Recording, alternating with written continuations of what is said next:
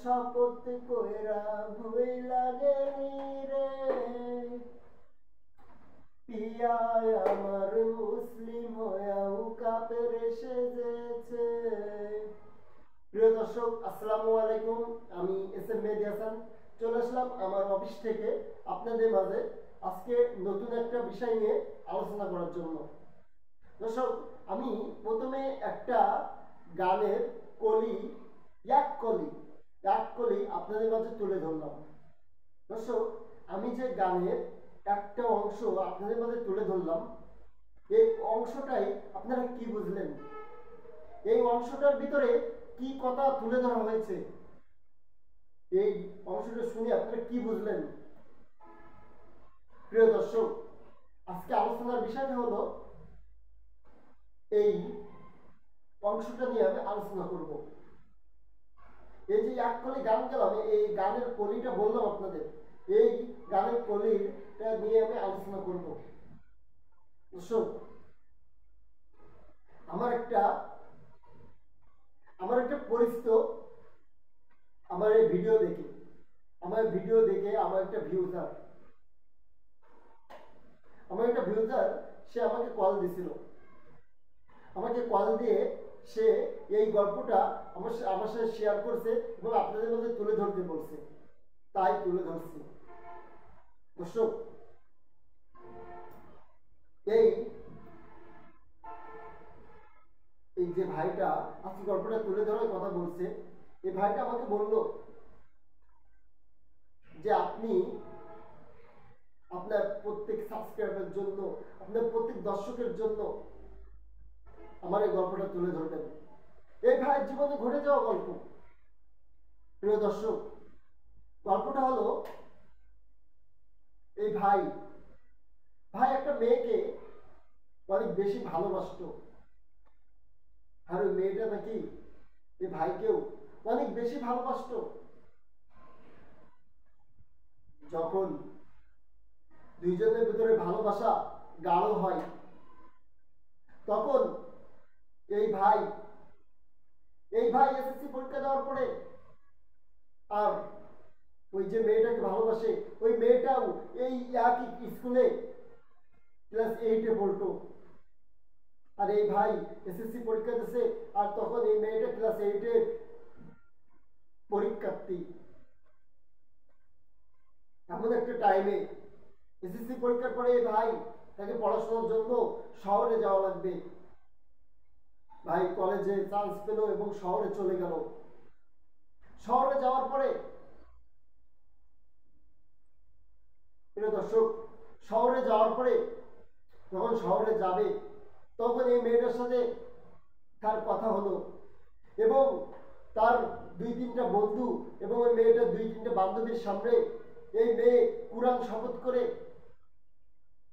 শপথ করে বলল যে আমি আমার জীবন থাকাকালীন আমি কখন তোমাকে ভুলে যাব না।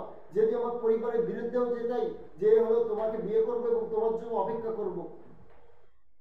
আর ওই ছেলেটাও সেই শপথটা বিশ্বাস করে নিল। বিশ্বাস করে নেওয়াটাই মনে হয় ওই ছেলের জীবনের সবচেয়ে বড় ভুল। প্রিয় দর্শক, আমরা মেয়েদের কথাই অনেক কিছু বিশ্বাস করে নিই। আপনি কি ভাবছেন যে এই বিশ্বাস করার জন্য কিন্তু আপনার জীবনে বড় ক্ষতি হয়ে যেতে পারে? এই ভাইয়ের জীবন তেমন একটা ক্ষতি হয়ে গেল। প্রিয় দর্শক, যখন এই ভাই এই কোরআনের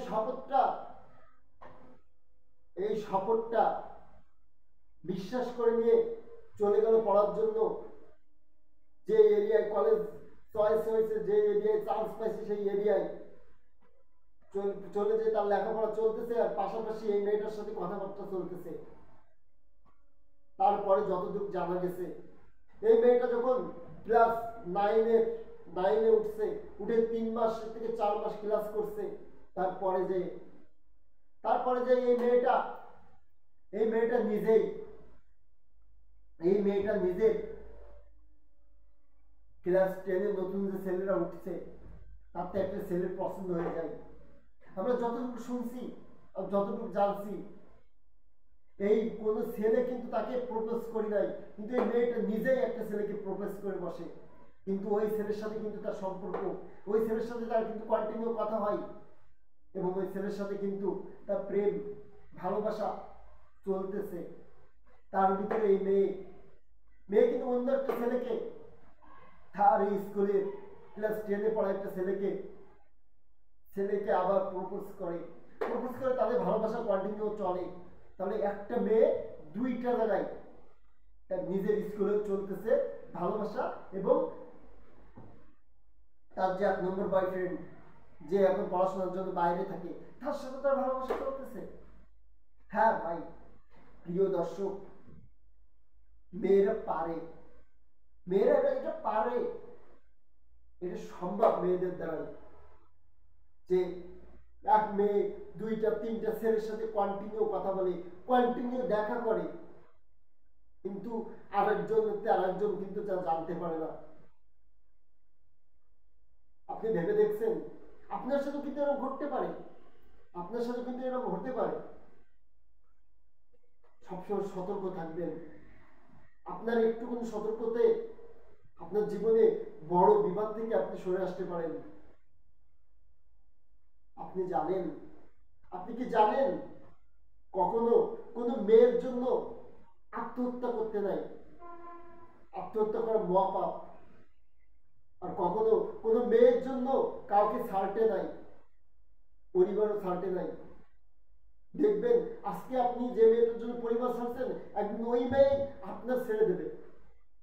হ্যাঁ, সবার জীবনে এরকম ঘটে না, কিছু কিছু জীবনে কিছু কিছু মানুষের সাথে এরকম ঘটে যায়। এই জন্য আপনারা সতর্ক হবেন, তাহলে এরকম আর ঘটবে না। প্রিয় দর্শক,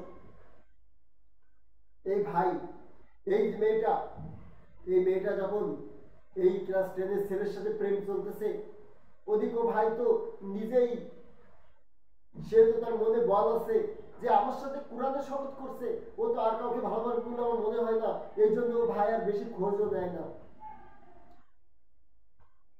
তাদের ভিতরে সম্পর্ক চলে, এবার চলতে চলতে 1 মাস 2 মাস এবার করতে করতে এই মেয়ে এসএসসি পরীক্ষা দেয়। আর ওই ভাইও তার পরিবারের সাথে কথা বলে বিয়ে করার প্রস্তুতি নেয়। আর এদিকে এই যে এসএসসি পরীক্ষা দেওয়ার পরে মেয়ে এই যে ক্লাস 10-এ যে ছেলেটা পড়তো, যে এখন ইন্টার পড়ে, এই ছেলের সাথে এই মেয়েটা পালায় যায়। প্রিয় দর্শক, ভাবতে পারছেন, ওদিকে একজনের কোরআনে শপথ করছে তার 5-6 জনের সামনে যে আমি জান থাকতে তোমাকে ভুলবো না, সেই কোরআনের শপথ ভুলে যে আরেকটা ছেলের সাথে প্রেম করে, তার সাথে চুপিচাপি দেখা করে, তার সাথে আবার নাকি পালিয়েও গেছে। এই কথাটা যখন ওই ভাই শুনছে, তার মেন্টালিটি কেমন থাকে, তার পরিস্থিতি তখন কেমন থাকে ভাবছেন? ওই ছেলেটা তার মেন্টালিটি এরকম পরিমাণ ভেঙে গেল, তার লেখাপড়াও সেখান থেকে, লেখাপড়ার থেকে সরে আসলো। এমনকি শুধু লেখাপড়া না, সে এরকম অসুস্থ হয়ে গেল, তাকে হাসপাতালে ভর্তি করতে হলো। ডাক্তার সবাই চাইলো, শুধু একটাই কারণ, শুধু ওই মেয়েটা বেইমানি করার জন্য। তবে একটু বেইমানি না, পুরো 2টা বছর ভালোবেসে তাকে কোরআনে শপথ করে, তার জীবন থেকে সরবে না এইটা কোরআনে শপথ করে নিল। সেই শপথ ভেঙে যখন চলে আসছে, এই ভাইটা যখন আমার সাথে গল্পটা শেয়ার করতেছিল, তার 2 চোখ দিয়ে পানি ঝরতেছিল।